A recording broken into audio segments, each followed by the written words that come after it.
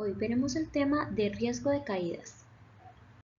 Este tema está relacionado con las metas internacionales de seguridad del paciente, las cuales son una de las estrategias prioritarias evaluadas por la Joint Commission International para acreditar la calidad y seguridad de la atención de hospitales y clínicas que adoptan estas acciones para la seguridad de los pacientes.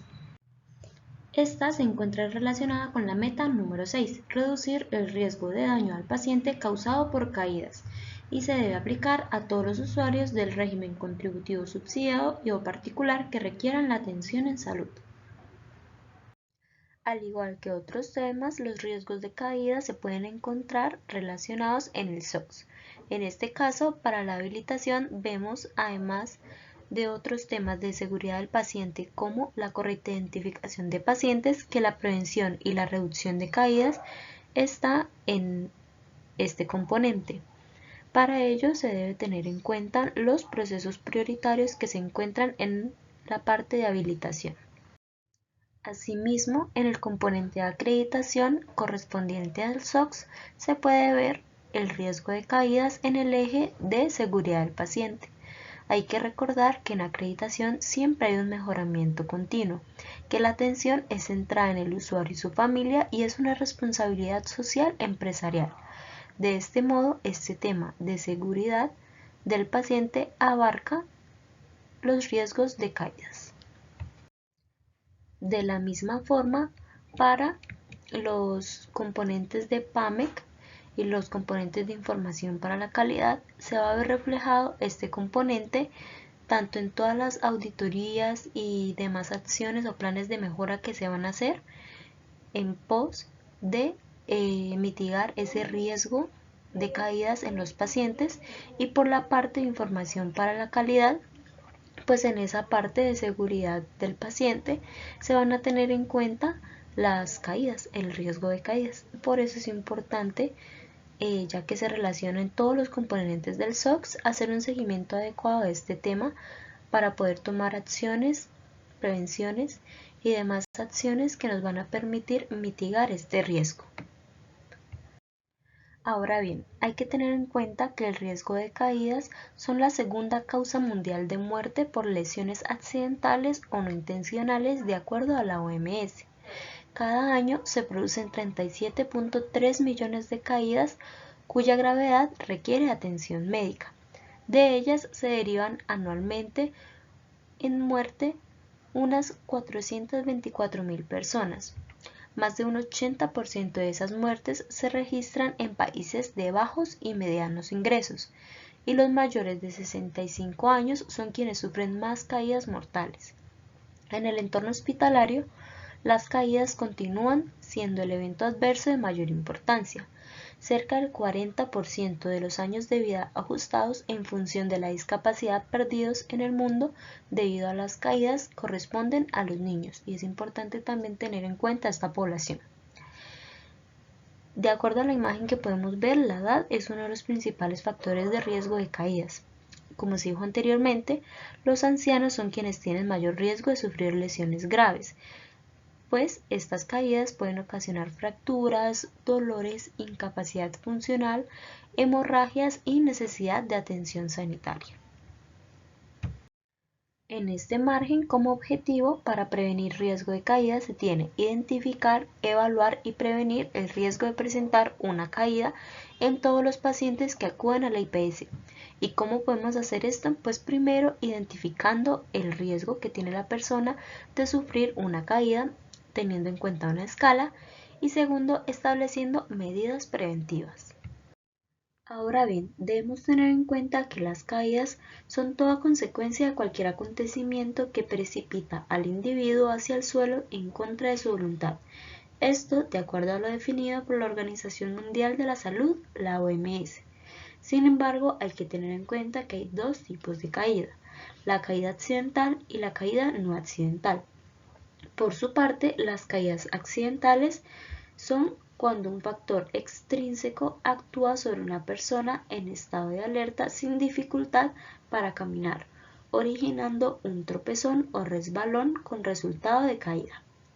mientras que las caídas no accidentales son aquellas en las que se produce una situación de pérdida súbita de conciencia en un sujeto por lo demás activo, y aquellas que ocurren en personas con alteración de la conciencia o dificultad para la deambulación.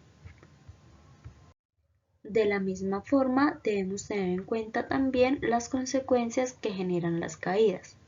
Entre estas se destacan estas 6: la alteración a los procesos de recuperación, la incrementación de la estancia hospitalaria, la generación de repercusiones físicas tales como fracturas, traumas de partes blandas, entre otras, las repercusiones psíquicas tales como el miedo a caer otra vez, el aislamiento social, entre otros, las repercusiones sociales como que la familia se vuelva sobreprotectora, y las repercusiones económicas, pues que están asociados al aumento de costos tanto familiares como institucionales, entre otros. Para la prevención de caídas en atención hospitalaria se debe tener en cuenta evaluar el riesgo de caídas a todos los pacientes hospitalizados antes de las primeras 24 horas y la instalación de las respectivas medidas preventivas. Para esto se debe tener en cuenta la recepción del paciente, en el que se va a identificar al paciente de forma correcta y también estos riesgos que tiene. Para ello se debe identificar el riesgo de caída utilizando la escala de Dalton. Esta escala es una herramienta que se utiliza para valorar el motivo de riesgo mediante un sistema de puntos sobre 5 dimensiones: las caídas previas, los déficits sensoriales, el estado mental, la deambulación y los medicamentos, para luego pasar a la aplicación de medidas preventivas, la vigilancia y el seguimiento a las medidas y finalmente la salida del paciente sin caídas.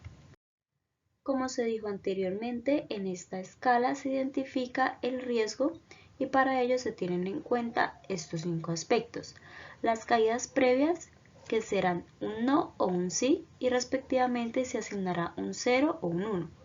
La medicación, que será ninguno, a la que se le asociará un 0, o si no, el uso de tranquilizantes, sedantes, diuréticos, hipotensores, antiparkinsonianos, antidepresivos u otros medicamentos. Y para ello se va a sumar un punto por cada uno. El déficit sensorial, que será ninguna, para atribuirle un 0, o alteraciones visuales, auditivas o de las extremidades, de las cuales se sumará un punto por cada uno. También se tendrá en cuenta el estado mental, que será buena orientación para asociar un 0 o confusión para asociar un 1. Y finalmente se tendrá en cuenta el aspecto de deambulación, en el cual se tendrá el normal, que será un 0, y seguro con ayuda, inseguro con o sin ayuda o imposible, y se contará un punto por cada uno. Al sumar los puntos, si se tiene 3 o más puntos, se clasificará como alto riesgo de caída.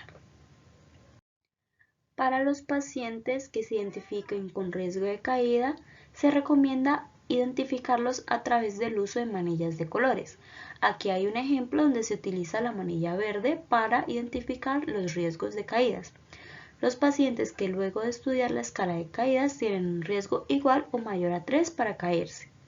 También es importante identificar este riesgo en los letreros que van en las camas, en este caso de atención hospitalaria. Este es un método que se utiliza y pues de acuerdo a cada institución se utilizará el color correspondiente. Entre las medidas preventivas que se pueden tener para mitigar o eliminar el riesgo de caídas se destacan estas: la infraestructura adecuada utilizando barandas, los pisos antideslizantes o el uso de cintas antideslizantes en escaleras y otros puntos estratégicos, el uso de barandas en las camillas que estén arriba y los elementos de apoyo como las muletas, los caminadores, los bastones, entre otros. También se destaca el uso de los avisos de riesgo, tales como los utilizados cuando se ha trapeado durante el aseo, cuando se ha tenido derrames de líquidos, agua, entre otros, y para ello se utilizan los carteles o avisos de piso mojado, también la educación al paciente y su familia, no solamente teniendo en cuenta pues esos cuidados o esas medidas que se deben tener en cuenta para que el paciente no tenga como un riesgo más alto de caer, sino que digamos que esto se mitigue, sino también de que se muestre la importancia del uso de la manilla, qué significa y tener atención en ello. También el acompañamiento de pacientes que no pueden moverse fácilmente por sí solos o cuando son niños, y en casos extremos cuando hay una medicación o inmovilización por alguna causa, enfermedad o demás que tiene el paciente. Por otro lado, para la prevención de caídas en atención ambulatoria, se debe tener en cuenta una adecuada identificación del usuario con discapacidad, con dificultad para deambular, tales como los ancianos, entre otros, y los usuarios que están evidentemente enfermos, con el fin de tener o de aplicar las medidas preventivas necesarias para mitigar o eliminar el riesgo de caída. Para ello es muy importante saber identificar a los usuarios que tienen alguna de estas características, porque, pues como se ha dicho anteriormente, van a tener un índice más alto de tener una caída. Para ello se deben tener en cuenta unos momentos de mayor cuidado en el que tanto el entorno, las personas que trabajan en la institución, los pacientes, acompañantes, entre otros, deben tener mayor cuidado. Entre estos se encuentra cuando se utilizan camillas en los consultorios. De pronto no todas tienen barandas como se tienen en atenciones hospitalarias, dado que son de transporte. Entonces hay que tener especial cuidado cuando se sube y se baja de las camillas. También se debe tener cuidado al bajar de las escalerillas cuando ya se va a bajar de la camilla o en algún otro momento que tenga que utilizarlas, dado que pues como tiene un riesgo de caídas, esta puede tropezar, no puede pisar adecuadamente, entre otros que van como a aumentar ese riesgo de caída. Por tanto hay que tener cuidado con este tipo de elementos. Y también los traslados seguros. Cuando son en camilla, pues tener en cuenta que estos puedan estar soportados a través de correas con barandas arriba, entre otros, o con el uso de elementos como caminadores, sillas de ruedas, bastones, muletas, entre otros. Muchas gracias por su atención.